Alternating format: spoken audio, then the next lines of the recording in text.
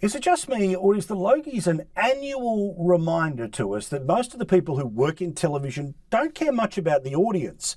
You see, in all of their speeches, they barely talked about the people who watch the shows, which of course is the only reason they have a job in the first place.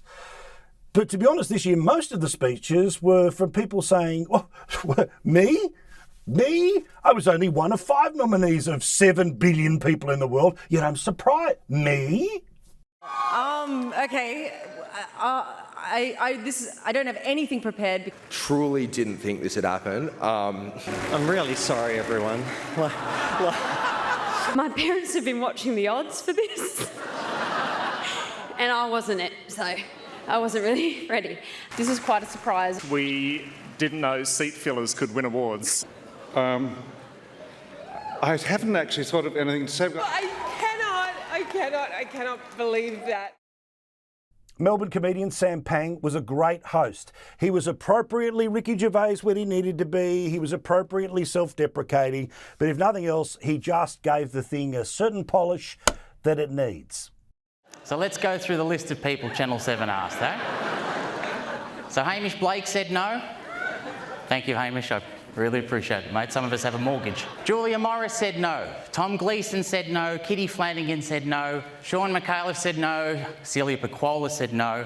Dave Hughes said no. Sonia Kruger said no. And eventually it came down to 2. And then Rolf Harris died, so here I am. Especially when the not funny news guy is desperately trying to be the funny drug referencing guy. I don't want to say Karl Stefanovic's joke about Koshi sank. I don't want to say it sank. But OceanGate are offering expeditions to visit it for those who are interested. My heart skipped a beat for Brian Walsh, the legend of Foxtel, but a man who has brought so many people on and off the screen to the peak of their creative powers. He deserves his spot in the Hall of Fame. It breaks my heart that he wasn't there to hear the ovation.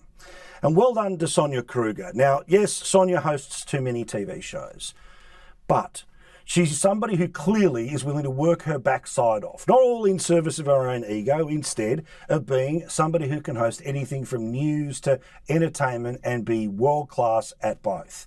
She, of course, started out in many different ways, but she certainly came to prominence, back in the 90s as a reporter on the old Today Tonight. She worked away at her craft and she now has her name in the same record books as Graham Kennedy and Bert Newton. But because she agreed with a column Andrew Bolt wrote 7 years ago, there are people trying to cancel her. Well, bugger off. She's a star and no one will remember you.